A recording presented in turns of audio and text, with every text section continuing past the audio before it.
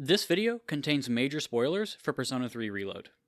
Exactly 1 year ago, I published my first video, a review of Persona 3 Portable. In it, I harshly criticized a very beloved game, and while I do have some first video regret, I stand by many of the points I made in that video. However, Persona 3 Reload fixed many of its issues, and I finally understand what makes this game so special to so many people. I'm Ouroboros. Let's talk.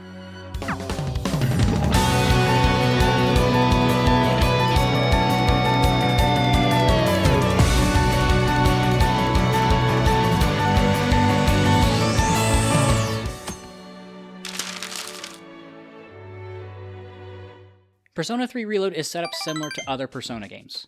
You take on the role of a student who has just recently transferred to Gekkoukan High School on Tatsumi Port Island. During the day, you'll play through a typical high school life sim. You'll go to school, hang out with friends, work part-time jobs, but at night, there exists a hidden hour between one day and the next, the Dark Hour. Most people transmogrify into coffins. However, some people retain their human form during the Dark Hour and have the ability to wield a persona, a manifestation of one's inner self. At the center of the Dark Hour is Tartarus, a massive, ever-changing tower that replaces Gekkoukan High. After awakening to your persona, you decide to join SEES, the Specialized Extracurricular Execution Squad, to fight the shadows who roam the floors of Tartarus.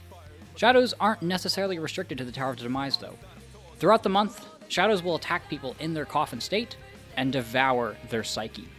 As a result, the victims will suffer from apathy syndrome, which, as the name suggests, puts the victims in a vegetative state, reducing them down to nothing more than groans and grunts.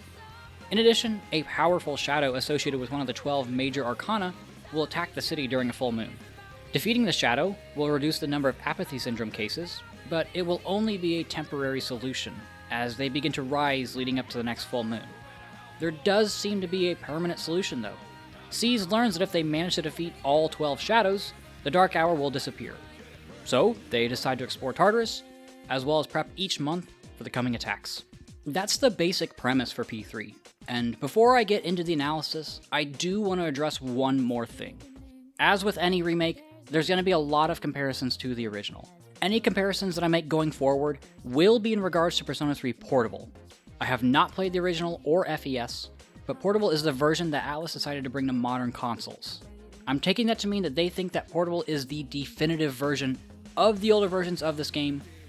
With that out of the way, let's begin. There are parts of the story that I really love. The problem is that it takes so long to get there. This game is such a slow burn that I found myself waiting for things to get interesting. The beginning is great. It sets up tons of questions with the Dark Hour, Tartarus, and Personas. I would have liked Makoto's awakening to be animated, but all of the in-game cutscenes look really great, so that's more of a preference thing rather than a complaint. And hey, characters actually acknowledge you being a wildcard. This was something that I mentioned in my P5R review, and I'm so glad that Atlus made this small little change. It seemed so weird that literally nobody ever mentioned it in P3 and 4. Unfortunately, after that, not much really happens for a while. You really just sit around and wait for a full moon operation. And that's my first real complaint with the story. You don't really have any agency in what happens. Instead of feeling like you're driving the plot forward, you're relegated into being a passenger on rails. I get that this is in line with the themes of the game. Time marches forward and will deliver us all equally to the same end. But there's no sense of urgency here. I get that P4 and 5 also had you wait for big plot moments, but you were always put on a deadline to save someone or steal someone's heart. It felt like your time was limited. Here it feels like your time is near infinite. You don't need to do anything except wait around for the next full moon. Then the operation comes, and it's really just a boss fight. There's a little bit of story thrown in there, sure, but most of the interesting parts happen outside of the Dark Hour, at least for the first 6 or so months. We don't even see anyone's awakening except for Makoto and Fuka. And Fuka's awakening is a big moment. She saves not only SEES, but also her bully, who becomes a big force of positive change in her life. Natsuki is a great, albeit minor, character in spite of losing her memories of the Dark Hour. I'm really bummed that we didn't get to see other people's awakenings. It's usually such a big character growth moment, so we lose a lot of that initial character attachment. Each time we get a new member, it's just, oh, hey, this person can use a persona. Fortunately, there is a lot of character development in the main story to help make up for that. One of my favorites is the growing tension between Yukari and Mitsuru. It's progressive and slowly builds up over time before finally exploding during the Yakushima trip. There was a previous incident, but it wasn't a linear redemption for Mitsuru. And I love the talk that you have with Yukari on the beach. It's so emotional and she's so confused. Learning that your dad, who you put on a pedestal, isn't the man you thought he was has to be soul-crushing. And it plays into the themes of the game really well. She's struggling to find a reason to keep going. And this will be a recurring pattern for the entire party. It harkens back to her scene on July 12th, too. All of the party members have a quick scene. Akihiko and Shinjiro talking about their time at the orphanage. Mitsuru and Fuka looking for more information about the Kirijo group accident, as well as Fuka's potentially abusive parents. Junpei's inferiority complex, and of course, Yukari realizing that her dad wasn't the man she thought he was. Reality is harsh, and this is where the bulk of the character growth really picks up. Mitsuru and Yukari don't immediately go back to being friends either. The girls' hike the next day is really awkward, and Fuka even fails to break the tension. The only thing that can snap them out of it is the search for Aigis, who Ikutsuki calls a combat vehicle and machine. I know that they did this partly to surprise the player, but I also just feel bad for Aigis. She's clearly more than simply a robot, but must have been treated as such for the past 10 years. That does lead us to the first meeting with Strega. I love the idea of Strega. An enemy faction of Persona users is such a cool idea, and it's the only time in the modern series that we've seen it. But as a rival group, they suck. Their motivations are questionable at best. Takaya's whole reasoning basically boils down to, well, I have this power, I might as well have fun with it. And he does that by just going around murdering people? And his justification for that is, well, people die in car accidents all the time, so how is this any worse? And then his justification for fighting the party before Nyx is, it's gonna happen, so I just want to see it. None of his logic makes any sense whatsoever. Atlus tried to give Takaya some more development by giving you opportunities to meet with him throughout the game, but those just further solidified his poor goals to me. When I took notes for this review, I wrote down, and I quote, "I like the addition of the Takaya event on the bridge. I hope it goes somewhere." It didn't go anywhere. That's one of the big things that didn't change from Portable to Reload. I love the idea of Strega, an enemy faction of Persona users, and the idea of Berserk Personas, but they just suck in practice. I know there weren't going to be major rewrites to the narrative, but I was hoping that maybe, just maybe, I would better understand and appreciate their goals.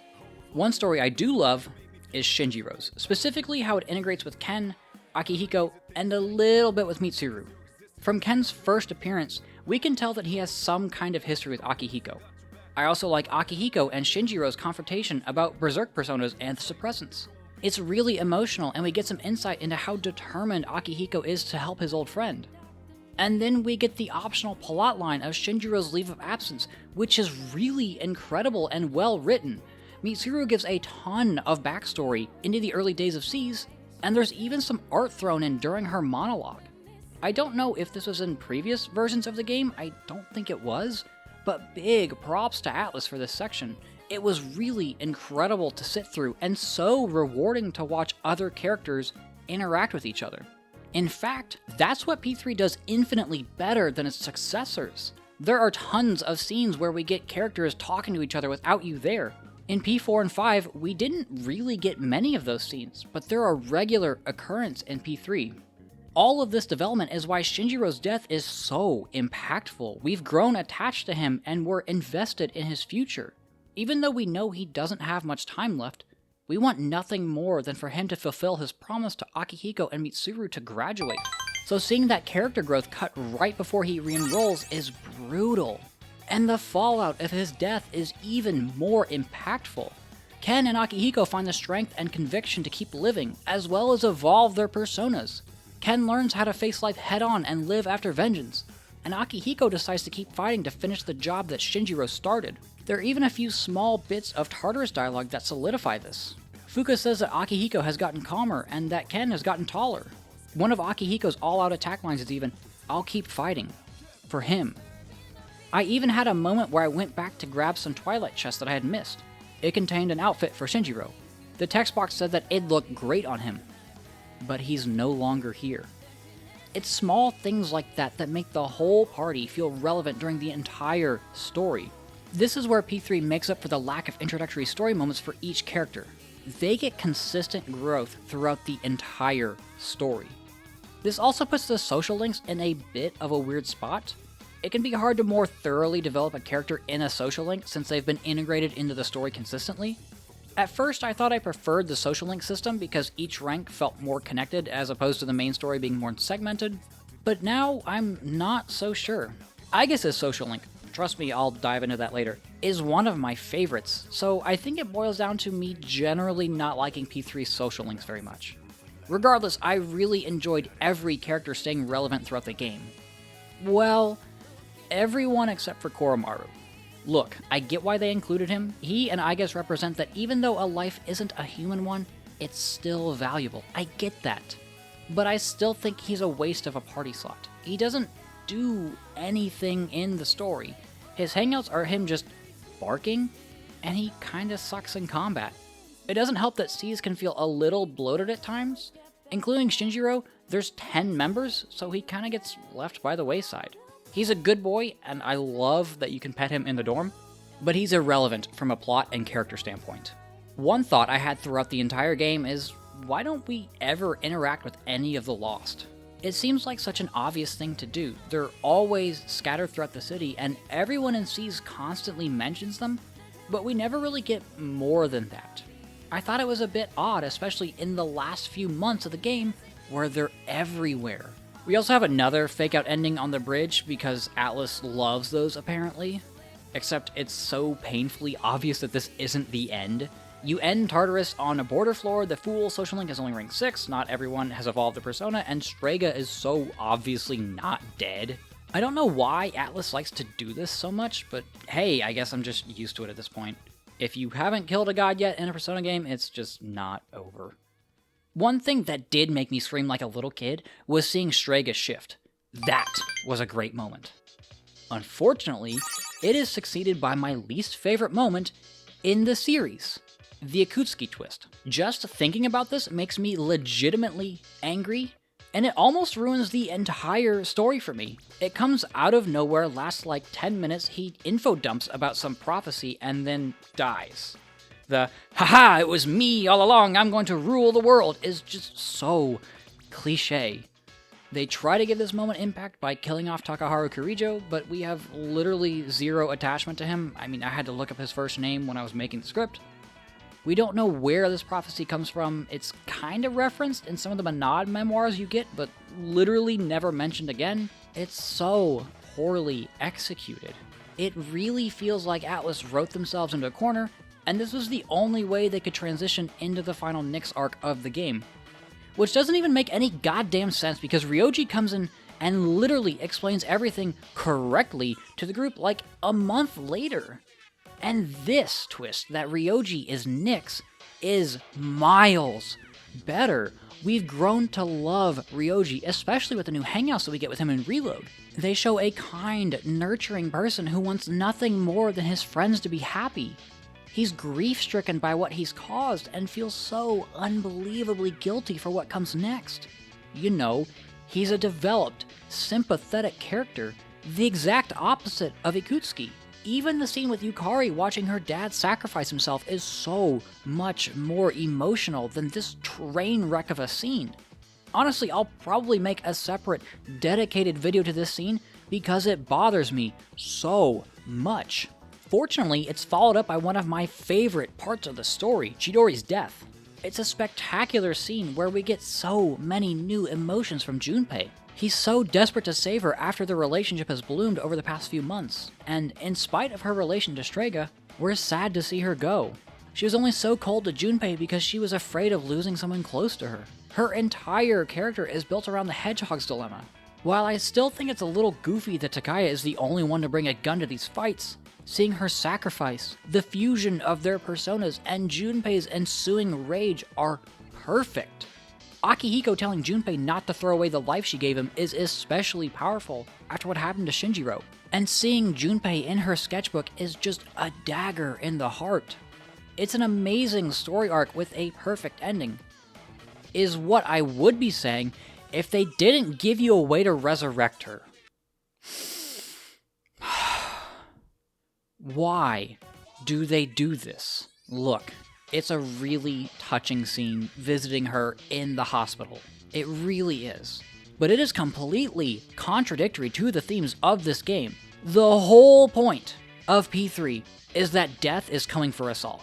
It may be tomorrow, it may be in a year, it may be in 50. You can't escape it, so you should live your life to its fullest. So why the fuck do they give you a way to resurrect her? It doesn't make any goddamn sense and ruins the entire point of both of their character arcs.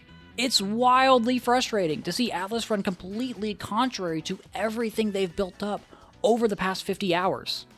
The final act of the game is so interesting to me. The first talk about what to do sets the tone so well. Everyone is so scared and confused. They're all being confronted head-on with their own mortality. Junpei even lashes out at you and Yukari, and no one has a solution. They're all just a bunch of terrified high schoolers who have just been told that the world will end because of them. From a story and especially tonal standpoint, the last 2 months of P3 are definitely the best.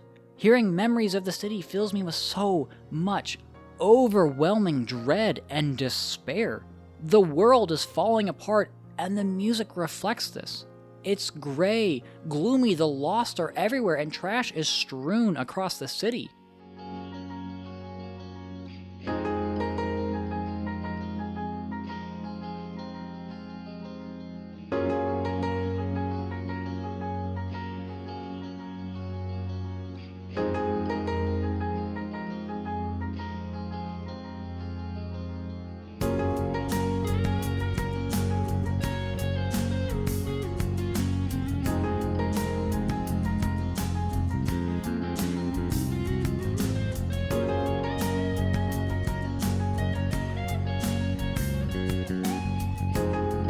You also get to see each character sort out their emotions and decide whether or not they want to fight an unwinnable battle. They try to distract themselves with small things here and there. Even the study sessions are just a cover to get their minds off of the fall. This really feels like the only time in the series that the main group has been utterly terrified. When I first played Portable, I wasn't a fan of it taking 2 full months to finally get to the next fight. And while I enjoy the party coming to a conclusion, I still think it's just a little too long. This is really exacerbated by the fact that there's really not a lot to do in the final 3 or so months. For whatever reason, you can't hang out with any of the school's social links on days off, so there's nothing to do over winter break. There are only 2 nighttime social links, which you really should have maxed out by now. You've probably maxed out all of the optional party hangouts by now as well.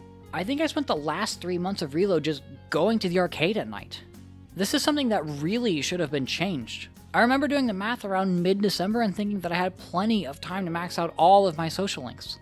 But because there are literal weeks where you can't progress any of them, I was only able to max out maybe half of them. Then you add in the fact that you can't even start the party member social links until you have max social stats, and IGUS's until literally 3 weeks until the end of the game. And you end up with a wildly frustrating last few months. It's so frustrating that you can't hang out with the 4 girls until the 11th hour, because those should be the most important social links to finish. You know, because they're fucking main characters. So instead of spending the last few months of your life living it to its fullest by spending time with those closest to you, you just end up wasting time doing menial things to progress the calendar. It's so stupid and takes away so much from what should be the most meaningful time in the entire game. It's little things like that which add up to make this game fun, but so disappointing. I'm left with a bittersweet taste in my mouth about the narrative. There's so much going for it, but a few minor miscues here and there really affect the overall experience, and leave me wondering what could have been, instead of what is. The ending is really emotional, though. When I played Portable, I didn't realize that you die until someone told me otherwise. I was surprised, to say the least. I was confused how I missed such a big moment. but I think that's because of Portable's inherent limitations. There are no cutscenes, character models, nor environments during the entire story. Everything is told through the perspective of a visual novel. Because of this, you lose a lot of the weight of the important moments. I don't know if it felt better executed because I knew what happened, because of the cutscene, or because of the new post-credit scene where you see Makoto, dead but with a smile on his face. Regardless of the reason, it's the perfect ending to a game shrouded in death and despair. My biggest complaint with base P3 was the Tartarus gameplay. Fortunately, it's been pretty much completely fixed in Reload. This had such a massive impact on my enjoyment of the game. I hated Tartarus in Portable. It was legitimately one of the most boring, repetitive gameplay experiences I've ever had. But Atlus added in so many gameplay changes to make it actually enjoyable. The Twilight Fragments are an awesome addition and help to connect the already well-connected life sim and dungeon crawling halves. Baton Pass from P5 makes a return through the new shift mechanic, but it's been toned down a little. You no longer get the insane boost to damage, HP, and SP recovery that you did in the past, but now there are passive skills that affect the boost you get whenever you shift. The Monad doors are a nice addition as well, and generally pretty risky. I never put too much weight into the Gatekeeper fights since I always had a save right before the fight, but the Monad bosses give you a challenge in the middle of saves. This kinda puts you in a rough spot. It would frequently be probably 20 minutes or so since my last save when I ran into a Monad door, so I had to play very carefully. I had to make use of all of my resources and play very safe in these fights so I wouldn't be forced to redo my progress. The reward is relatively minor, but will make a massive difference throughout the course of the game. One step further is the Monad passages. These are some of the hardest fights in the game, even harder than many of the full moon fights. I remember entering my first passage and immediately getting one-shot. I naturally put these on the back burner for a while. After a few Tartarus blocks, I decided to go back and realize just how impactful it is to clear these fights. The new Major Arcana Tarot cards during Shuffle Time is a fantastic addition that gives you incentive to explore Tartarus as long as you can in one go. Clearing a Monad passage and getting access to new cards, as well as getting an Arcana burst, is a huge upgrade. The Greedy Shadows are also fun. From what I've seen, it's a mini-game that's kind of reminiscent of super old SMT games. Some floors even have normal shadows that are already inflicted with status effects and will behave differently. Movement feels so much more fluid. Ambushing shadows isn't a massive pain in the ass anymore because you maintain your momentum while attacking, and you even gain access to an improved ambush. There are so many monumental improvements to the core gameplay of Tartarus that it went from my least favorite part of the game to my favorite part of the game. You're also given many more options in combat, the biggest of which is the new Theurgy. I love this addition.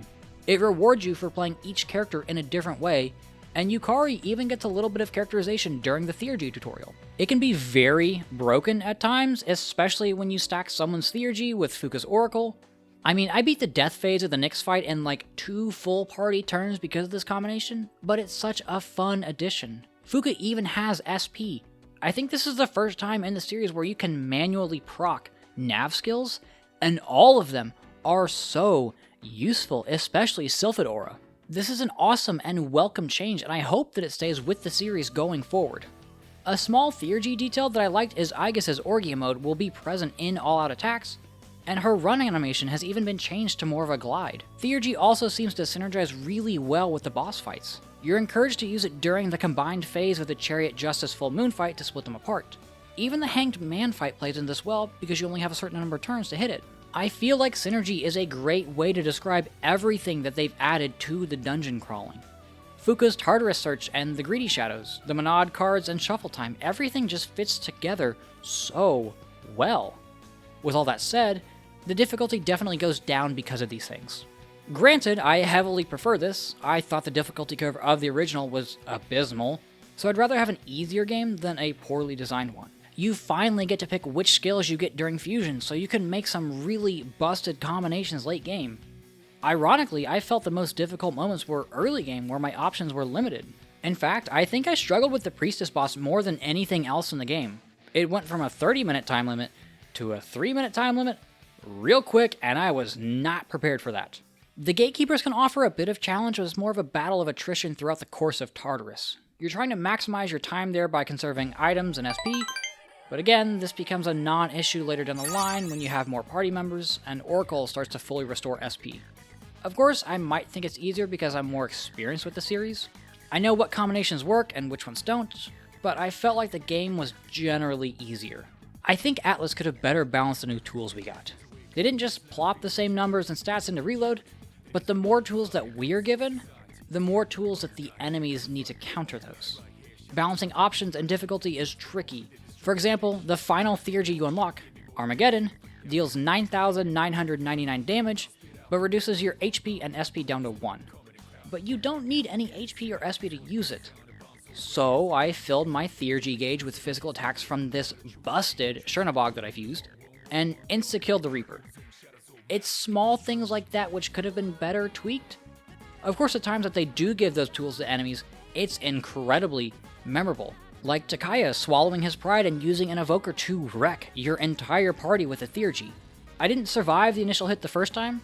The second time he killed me with the Fear plus Ghastly Whale combination, but I did manage to take him down on the third or fourth try. I wasn't even mad it took this long. It's such a great narrative and gameplay moment that overcomes its potentially frustrating outcome. I also really love the addition of the Great Clocks. I mentioned that P3's party can feel a little bloated at times, and there are clearly some party members who are not as strong. This really bugged me in Portable because it felt like the game wanted me to sideline certain characters once I got their upgrade. Since I like swapping my party around for SP management and variety, every character felt underleveled for the entire game. But with the Great Clocks, that's no longer an issue. If someone ever falls behind, like I guess during December, all you have to do is wait for a Great Clock to pop up, and now they're instantly stronger than all of the other party members. I think this is a great alternative to spreading out the EXP evenly like P5 did, and I even prefer it. There are even some small quality of life additions like your items rearranging themselves in a battle if someone has a status. I've mentioned in many videos how much I love the fusion system. It's basically the same as it was in P5, so I won't repeat myself too much. But I noticed that filling out the compendium is stupid expensive. I don't normally go for completion on my first run of a game, but since I've played Portable before, I figured, why not? I don't know if it's because I'm used to the overwhelming amount of cash Royal throws at you, but I felt broke from April all the way to January. Summoning personas and buying equipment is really expensive, but that forces me to make decisions on what I should and shouldn't buy. I do have a few minor nitpicks. For one, the camera controls are really weird on PC. If you're playing on mouse and keyboard, you have two options to move the camera. Either normally, with the mouse, or with the I, J, K, and L keys. I don't know why they even programmed the latter in, but it seems like Atlus wanted you to play it like this. I had my camera sensitivity set to max, and it still felt slow. And I'm usually a low sensitivity person. There were also times where it felt like the game wasn't reading my inputs. I don't know if that's because I would switch tabs between the game, my notes, and OBS, but it felt odd. The performance is pretty good, but I did have one weird crash during my entire playthrough.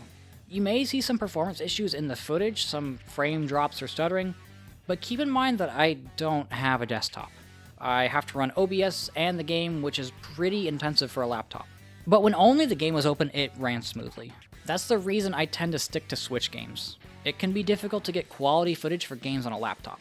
Even then, I only noticed performance issues while recording during sequences with a lot of particle effects, like combat. There are a lot of changes to the LifeSim gameplay as well. Most notably, the addition of hangouts with the male party members. Okay, I'm still really angry that the guys don't get proper social links. I don't really know how Atlus could have handled this without changing the game too much. Oh wait, yeah I do, they could have just given them social links during the evening because there's nothing to do at night. Most of the party hangouts hang out at night anyway, and there's so much downtime at night since only Mutatsu and Tanaka are the nighttime social links, so why didn't they just stick them in there? It's such a painfully obvious solution that, with some proper adjustments, I'm sure would have worked super well. However, if we absolutely cannot have proper social links for Junpei, Akihiko, Ken, and you know what, I wouldn't have even been mad if they left out Shinjiro. If we absolutely cannot have social links for them, the new Hangouts are a really good replacement. They're all really well written, and they react to events that happen in the main story. They help raise your social stats, which you would have been doing anyway at night, so it keeps you on track on that side as well. My favorite Hangouts are the ones with Ryoji, which I wasn't expecting to get.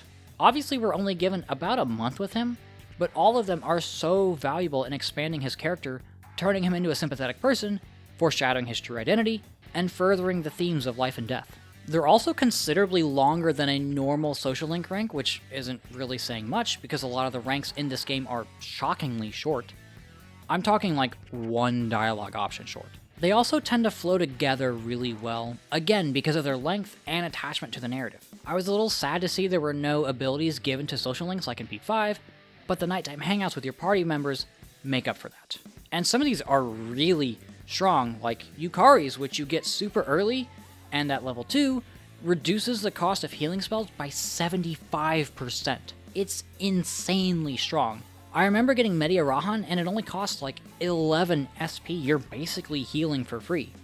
You get little bits of characterization with these, but not much. They do give out Social Link points, but by the time you unlock the Social Links with the girls, you should have really finished all the hangouts. The rewind feature is a welcome addition too. I think I only used it once, but it's so helpful in case you misclick or just realize there's an easier or better way to do something. In my P3P review, I harshly criticized the Social Links in this game, and I still think that P3 has some of the weakest links in the series. There are some absolute gems, which I'll get to in a second, but so many of them are just really unlikable people. Let's go through them in order, shall we? Tomochika, nice guy, but the whole link is about him being in love with a teacher. Odagiri is just a narc. Maya literally just bitches to you throughout the entire Social Link and is also Miss Toriumi, who's in love with online and offline you. Tanaka is a literal con man. Mutatsu neglected his family and is sad that they left, which is what he deserved. And Suemitsu is an incel who has scammed other people and tried to pull the same thing on you. If you take out the social links which are tied to the main story, Fool, Death, and Judgment, we get 6 of the 19, which is almost a third. Now, you may be saying that I didn't progress the social links enough to really get a good feel for each character. Wrong. The only one of those that I didn't max out was Odagiri, and I think I got him to rank 7 or 8. The biggest issue with so many of these annoying characters is that they're so easily available. Taking a look at the Megaten wiki, Tomochika is one of the earliest links you unlock on April 22nd, and is available 3 days a week. Odagiri is automatically unlocked on April 27th, and is also available 3 times a week. Maya unlocks on April 29th, and is one of the 2 links that are only available on Sundays, so you'll probably feel inclined to level her up. Tanaka and Mutatsu have social stat requirements, but they're also the only 2 links that you can progress at nighttime, so you really should max them out without any issues. And Suemitsu is tied to progressing the Magician link and is available every single day of the week. That's one of the most frustrating parts of this game, the social links. There are so many amazing characters that I want to interact with, but the game just pushes you in the direction of all of these lower quality links. There are absolutely some great moments. Suemitsu moonwalking into the diner, Mutatsu's talk about enjoying life versus overworking for money, and Miss Toriumi's hilarious goodbye on the final day come to mind. But they're overall a very lackluster experience. I feel like Atlus realized this with some characters. Suemitsu tries to dump a ton of backstory on you in literally the final rank. But by that point, I'd grown to hate the character so much that I couldn't feel even remotely sympathetic to him. I don't know why they waited so long to do this. So many of the early ranks are pointless. They could have dropped this info in like rank 6 and then given him time to figure out how to better himself and live. Tanaka doesn't really have any semblance of becoming a better person. It's implied on the last day that he made a huge donation to charity, but he's still scamming people to get that money. All of these are in stark contrast to some of the best social links in the series. Kamiki is easily one of the most emotionally impacted links from the very start. His terminal diagnosis is brutal to sit through, and his initial cold demeanor is understandable, but this gives way to him opening up and slowly accepting his death. It's a perfect reflection of the themes of P3, and his children's story that he writes is perfect. It's all about life, death, and rebirth. His final goodbye is so heartfelt, and I think that him disappearing means that the final rank was with his ghost. It should be a sad ending, but it's hopeful instead. You helped a man work through his feelings when no one else would. You were there with him to help write the book, and you gave him the solace he needed to face his own mortality. Then you get to say your goodbye to him, and he obviously can't do it because he's dead. So you talk to his mom instead. Her heartfelt, gracious thanks for helping her dead son is easily the best goodbye in the game. It's such a stellar social link, and it's the highlight of each Sunday I spend in game. Aigis is my personal favorite in the game. She's already so well developed in the main story, but then she's further expanded upon in her link. That you have to rush through because of the unlock date. She learns how to process human emotions not only through people, but also animals. There's so much inner conflict within her as she almost helplessly tries to understand the things she's feeling. She's trying to become more human, but is aware that she'll never be the same as a person. Even her confession makes me sad. She clearly loves you, but deep down, knows that she can't do the same things that a human would be able to do for you. Even when you reciprocate those feelings, she doesn't know what to say. It's almost like her mechanical brain still can't process these things yet. But my favorite moment is in her rank 10. It's kind of odd at first being inside such a barren bedroom, but then she asked you to touch her synthetic heart. Leaving a permanent mark of what you mean to her is such a touching thing for a machine to do. It's a strange request for sure, but hearing those things come from Aigis is so beautiful. Of course, there are plenty of smaller details and moments within various social links that are really great. I love the scene with Mitsuru's fiancé at rank 8, and honestly wish the entire social link was based around her unwanted relationship with him. I know that the scenes with her trying out new food is supposed to show just how sheltered she was growing up, but I find her struggle against a business-first engagement far more interesting. It's also the only time we see Mitsuru act almost like a little girl when she runs away after confessing to you. Hayase's link is also really good. I do think it's funny that Atlus thinks that every athlete has this "I must train all the time" mentality.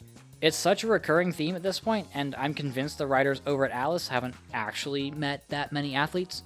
Hayase, Akihiko, and Kasumi in P5 all have this character trait. I'm so thankful that the social links are now fully voice acted. It felt so odd it's taken Atlus this long to implement that, but it really brings all of these scenes to life. The only exception is Maya, which I think is a great choice. You're just reading her chat messages, and the only time you get to hear her speak is when all of your social links cheer you on during the final Nyx fight. Of course, she's speaking in Miss Toriumi's voice, which is your final confirmation that, yes, your teacher is in love with you. This game also made me realize that someone higher up at Atlus definitely has a thing for teachers. Between her, Tomochika Social Link, Miss Kashiwagi in P4, and Kawakami in P5, yeah, it's kind of obvious. Even Maiko's rank 7 when her parents find her is really sweet, and hearing "because I will protect you" will make any scene way more emotional.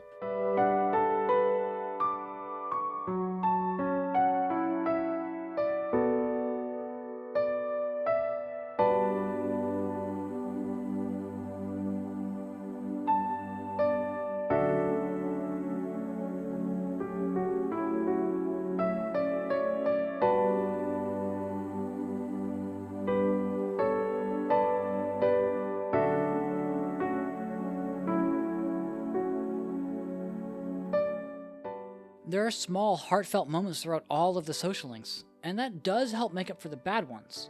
One weird thing I noticed is that a lot of the characters are referred to by their last name. I know that this is a common thing in Japan if you're not super close to somebody, but I could have sworn that Tomochika was called Kenji in previous versions. The game, not the characters, like the little dialogue box that pops up, even refers to Akihiko as Sonata. I'm okay with some of the characters not being as close, but it makes so many people feel so impersonal. Take a look at P5, for example. P5 spoilers? Every single member of the Phantom Thieves refers to each other by their first name. All except for Akechi. This feels deliberate since their friendship is more of an uneasy alliance. If anything, I feel like Shinjiro should be called Aragaki and that's it. There are also times when the dialogue will give your name a suffix like san, but the audio will just call you senpai. I'm probably nitpicking, but it just felt odd to change the names. But that's the weird thing about C's. It's kind of a segmented group of friends. You've got you, Yukari, and Junpei, Mitsuru, Akihiko, and Shinjiro. It's not really a friend group. And it feels like the characters know this as well, given their thoughts on the disbandment of C's. There don't seem to be many close connections in the game. The optional hangouts try to remedy this. I love the watermelon splitting hangout with Junpei. You get to see a big brother side to him that we haven't seen before. Ken's hangouts are great. He's trying so hard to be mature so that others will take him seriously, but there's clearly some kid still left in him. There's sadness and regret in him about both Akihiko and Shinjiro that he struggles to process because, again, he's just a kid. But my favorite part is seeing him talk about his pet hamster. He tells you his name is Hamburger, and one of the dialogue options is, "Sounds delicious." There are also main story moments like the boys chasing after girls on the beach, Junpei's ghost story, and of course, Stupei, Ace Defective. But it really feels like the group will just not see each other once everything is over. No amount of charming Tartarus dialogue or Yukari and Junpei banner will change that. I think it's such a shame to see so many people just part ways after a year of constant battle and strife. In spite of all of my criticisms of this game, there's one thing that always blows me away, and that's the presentation. I know there are gonna be some people that whine that Reload isn't as stylish as P5. While I do prefer the aesthetic of P5, Reload looks fantastic, and its menus are perfect for the tone of the game. If you plopped the P5 UI into Reload, there would be so much dissonance between its style and tone, so I'm glad that Atlus took the lessons they learned from P5 and applied it correctly to Reload. For starters, the battle UI is so clean. Yeah, it's obviously a crescent and full moon, but if you've ever seen someone reload a revolver, you'll notice even more similarities. And all of the mini animations within the menu are so crisp. The lines tick like a clock as you switch between day and night. The all-out attack portraits are great, especially... Never mind.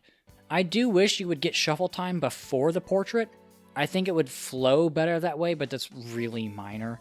Seeing the outlines of characters point their evoker at themselves when you open the skill menu is so cool, and I love the shattered piece of glass that reflects each character's face in the stat screen. Everything just looks so good, and it makes playing through a relatively repetitive game so much more enjoyable.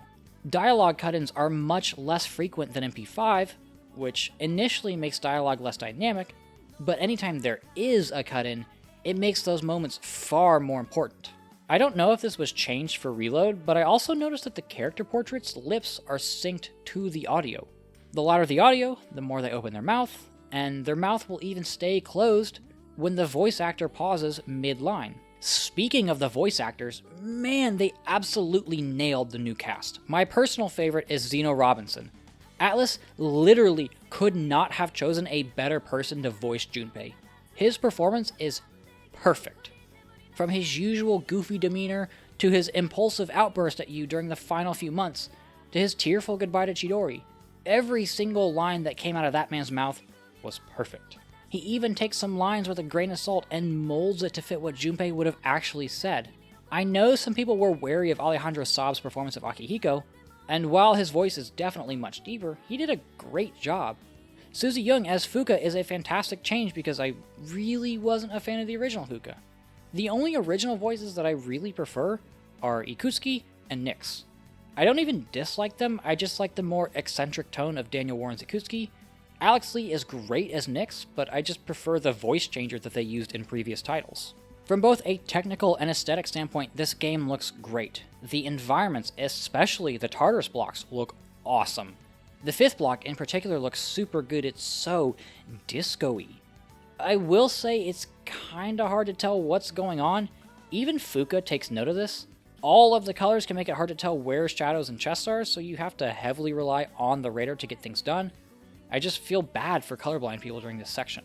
There was a moment on the beach where I looked at the clouds and they looked like something ripped straight out of Minecraft, and I still don't know why the people in Club Escapade are all motionless. But these were the only instances where something really jumped out at me. The character models are so much better than the original, especially in the animated cutscenes. I always thought their heads were just kind of weirdly shaped before, but now everything is brought up to modern standards. They didn't even make any real changes to the designs. Simply bringing them forward is enough to breathe new life into their designs.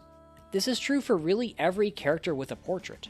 Igor in particular looks way creepier in Reload, and I love that the chair in the Velvet Room is in the shape of Orpheus's harp. They did reuse background NPC models from P5, which immediately made me go, Of course, the opening, Full Moon Full Life, is brilliant as well. There's so many hints to the themes of the game, as well as Burn My Dread, and I love the part with Ken, Shinjiro, and Akihiko. There are just so many small things about the presentation that stick with you. The Persona cards having this cool 3D and holographic effects, Shinjiro appearing in the credits like the rest of Seas, the post-game start screen having your armband and evoker just lying on a desk, Chidori being in Junpei's level 2 Theurgy, which is why it fully restores HP, Junpei and Akihiko saying that picking up girls on the beach is like an operation, and then the full moon operation music starts playing, the characters getting new outfits for combat, and finally, being able to pet Koromaru. You know, the most important thing. If there's one thing that I really would have liked to have seen changed, it's the music during social links in the final few months. You go from the somber atmosphere of Memories of the City or Memories of School to the usual bright and cheery social link music. It's really jarring, and I'm surprised that they didn't make a different arrangement of joy to match the mood. I was pleasantly surprised with Reload. To be honest, I was a little unsure how much I would like it considering I wasn't a fan of Portable, but I think I understand now. I understand why so many people love this game. I understand why it's made such an impact on them. I understand why the ending is so highly regarded. I just get it now. I still have issues with it, but I think re-examining it through the lens of Reload has given me insight into how people viewed it when it first came out all those years ago. Maybe I just played a very dated game and needed something more modern to truly appreciate what it has to offer. It's surprising in a great way. I don't often change my opinion this much with a remake, but it just goes to show you how thorough Atlus was during Reload's development. I even found myself enjoying moments that went unchanged, like some of the lighthearted moments during the beach trip. Like how the only lady who's interested in you is actually insane, or how Aigis initiates an all-out attack when water-gunning Junpei. I even found myself interested in Mr. Edogawa's talk about tarot cards and Jungian psychology.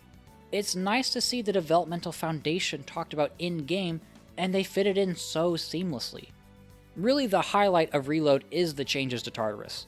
Being able to take my least favorite part of the game and turning it into my favorite part is really incredible.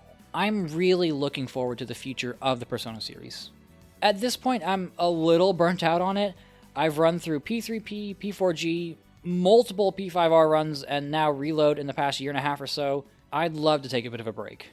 You think that now would be a great time to do that, but I still have one more massive project that I need to do before I can finally get a well-deserved rest from Persona. I'll have more info on that in about a week or so. Anyway, I've been rambling for far too long.